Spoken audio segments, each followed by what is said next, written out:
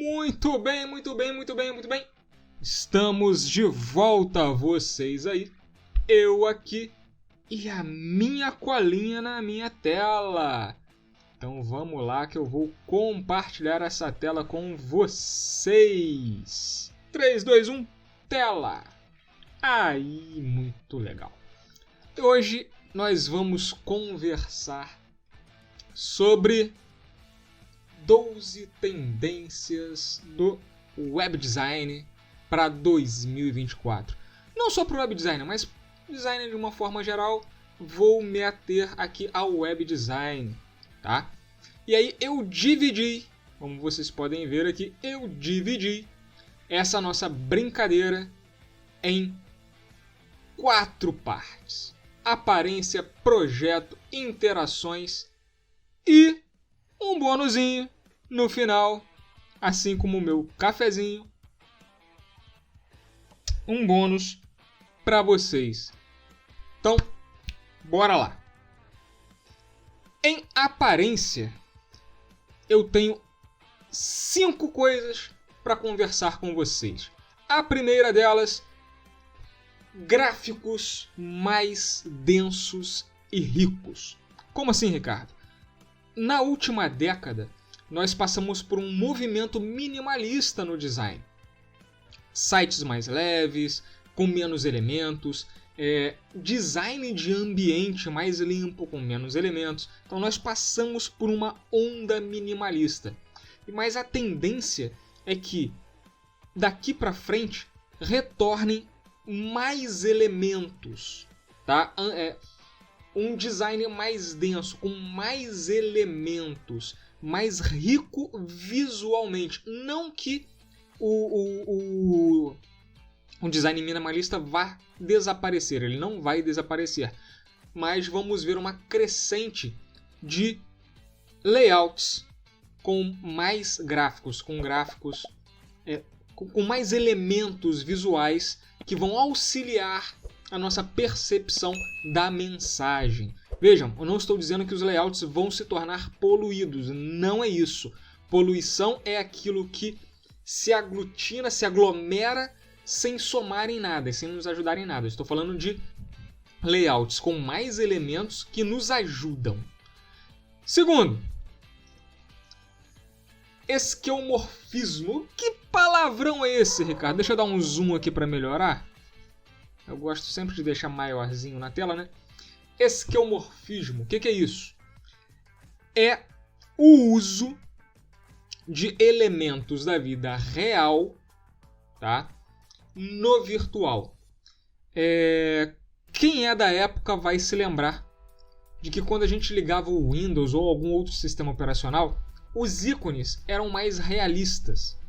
A lixeirinha da lixeira era uma lixeira mesmo, em 3D, às vezes até uma foto daquele elemento. Por quê? Porque o meu conhecimento daquele objeto, do para que ele serve, ajudava eu a entender o que aquele ícone ou aquela seção fazia. Então, vai haver um retorno do esquemorfismo nos layouts, ou seja, a abraçar e coisas do mundo real para auxiliar a gente no mundo virtual. Nós tivemos muitos exemplos disso em jogos, em que antigamente, quando a gente ia jogar, os menus eram sempre aquelas coisas cheias de letras e tal, e você tinha que navegar naquilo ali. E hoje em dia, por exemplo, você vai pegar um jogo em que você precisa se comunicar com outra pessoa, você abre um mapa real, abre ali um mapa, um desenho de um mapa super realista. Então você entende que aquilo ali é para você se localizar geograficamente. Então esses auxílios visuais do mundo real, de objetos, de coisas do mundo real dentro do virtual, para nos ajudar a entender a mensagem, para nos localizar no layout. Então vai ter um... E assim, gente, vejam bem, eu estou falando de tendências. Não quer dizer que essas coisas que eu estou falando para vocês vão realmente acontecer de uma forma... Nossa, Léo, o Ricardo falou que não sei o que e não aconteceu. Mas são tendências para que aconteça a partir deste ano de 2024. 3. Minimalismo mais aprofundado, um minimalismo mais pensado. Então, de um layout com poucos elementos apenas, só para ficar limpinho e bonitinho, não. Serão layouts com um pensamento funcional mais desenvolvido. Todos os elementos vão ter realmente uma função ali. E quanto a isso, a gente pode começar até a observar dentro do próprio layout minimalista alguns elementos de efeito, tá? Um movimento na tela, uma sombra melhor aplicada, uma tentativa de profundidade no layout através de luz e sombra. Apenas elementos funcionais. Então, o minimalismo mais aprofundado dentro da usabilidade desse nosso layout. Em quarto não, porque isso não é uma classificação, mas o quarto item que eu quero falar para vocês é sobre tipografia. Uma tendência, e a gente já vem observando isso há algum tempo, mas isso vai ser uma crescente também, é o uso de tipografia, de letras mais criativas e expressivas. Como eu disse, a última década foi dominada pelo minimalismo. Então, letras mais limpinhas, mais retinhas, sem muita firula, sem aparecer demais, eram a tendência até então. Mas nós já vemos uma crescente de fontes maiores, ocupando mais espaço em tela, algumas vezes fonte até mais desenhada, mas a gente vai ver algo mais. Nós vamos perceber em determinados locais essa tipografia realmente personalizada, trabalhada para estar naquele local. Então, uma tendência aqui vai ser tipografia mais criativa e expressiva. O quinto item que eu quero falar para vocês, e o último aqui de aparência, serão as cores. Até por culpa um pouco do Windows, nós tivemos uma onda, junto com a onda minimalista, uma onda flat.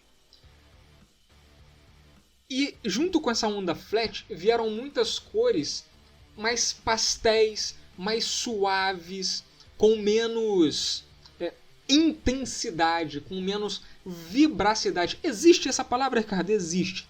Com menos vibração, cores mais amenas. E vamos ver o retorno de cores mais vibrantes, cores mais vivas nos layouts. Quer dizer que quando eu abrir um site agora vai estar tudo colorido pulando na minha tela. Não, não é isso. Mas o uso de cores mais vibrantes vai estar mais presente. O segundo conjunto que eu tenho aqui para falar para vocês já é mais relacionado ao projeto, ao pensamento antes do desenvolvimento mesmo. Vai requerer um pouco mais de pensamento. Não que esses itens aqui você não tenha que parar e pensar para elaborar o seu projeto. Mas aqui é algo que vai exigir um pouco mais de atenção. E o primeiro aqui, o número 6, é a personalização avançada e o uso de inteligência artificial. Como assim, Ricardo? Personalização avançada.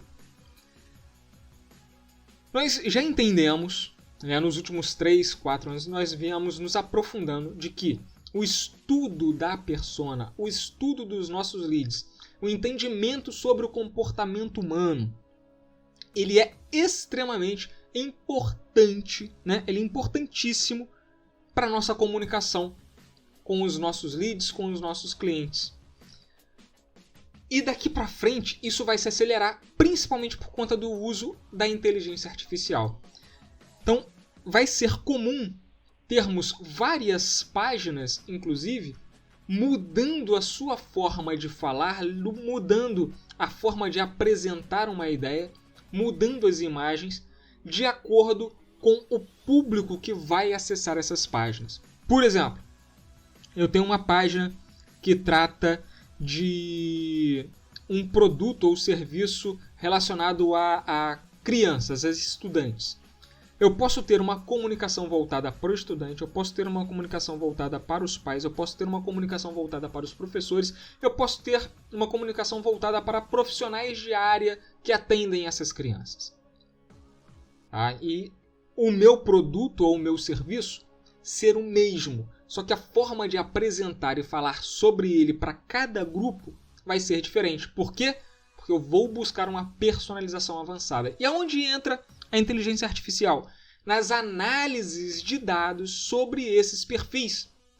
A aceleração disso já está tremenda. Temos aí ChatGPT, Bard e várias outras inteligências artificiais tomando conta disso. Inclusive no atendimento. Vamos ver uma crescente do atendimento, como hoje é mais comum em produtos digitais, em lançamentos, mas a gente vai ver essa tomada no mercado em que você vai entrar num site, vai ter lá o seu WhatsApp, né, do site, a pessoa vai clicar e quem vai atender não vai ser um ser humano, vai ser de repente uma ligação do ChatGPT com o WhatsApp Business, alimentado não por um atendimento, mas por centenas de atendimentos, onde ele vai aprendendo cada vez mais sobre as pessoas que se comunicam, e aí você vai poder extrair informações dali, e essa inteligência artificial vai entregar cada vez mais informações com uma linguagem personalizada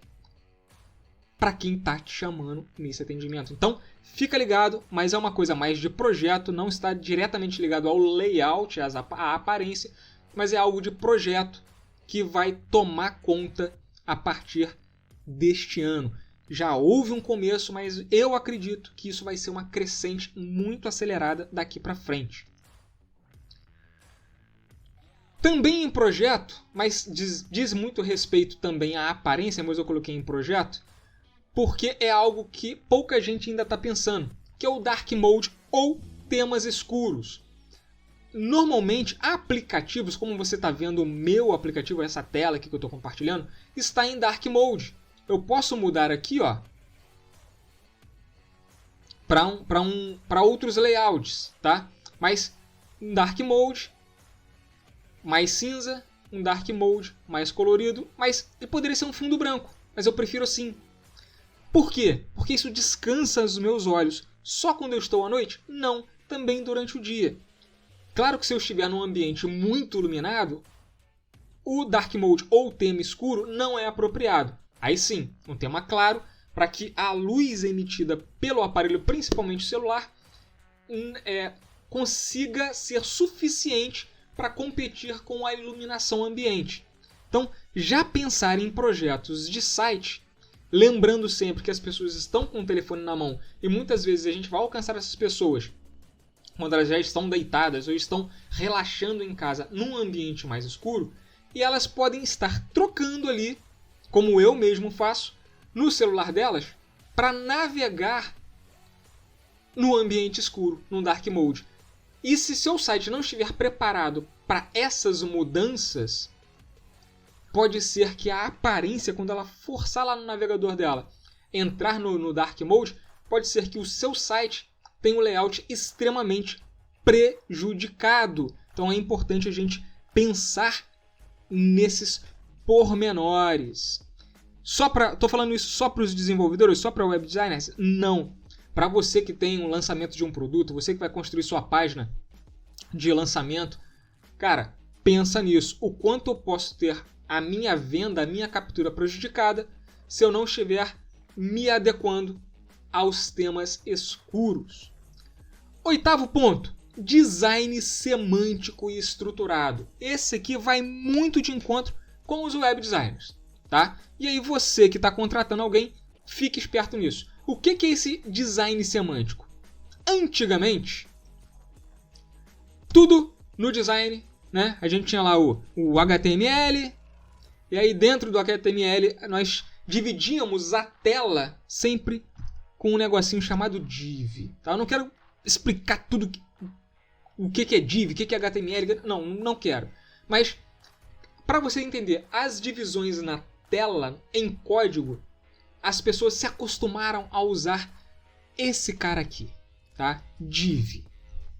É um elemento de HTML que divide a tela em pedaços. Só que quando eu faço isso e tenho todas as minhas áreas como div, o buscador, o Google e outros, quando entram lá, se sentem completamente perdidos, não sabem para que serve cada pedaço do site. E isso torna a navegação desses robôs, a leitura desses robôs, ineficiente. E, portanto, eu ganho uma nota ruim no SEO do meu site. Tá? Eu tenho uma queda no meu posicionamento orgânico nos buscadores. Então, design semântico estruturado seria algo assim. Eu tenho o HTML, e aí dentro do HTML eu vou ter uma tag body. Dentro da tag body eu vou ter o topo do meu site. Então eu vou ter aqui um elemento header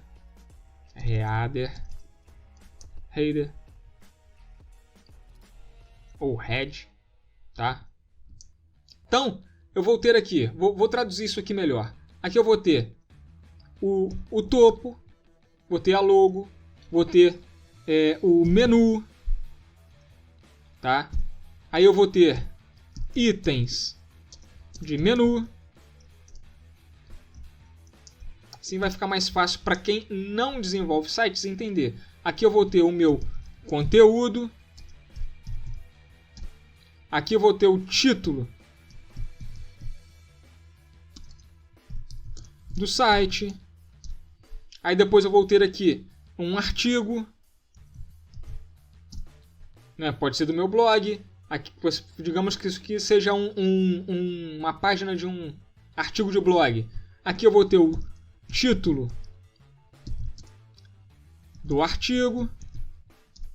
Aqui eu vou ter os parágrafos do artigo. Escrevi errado.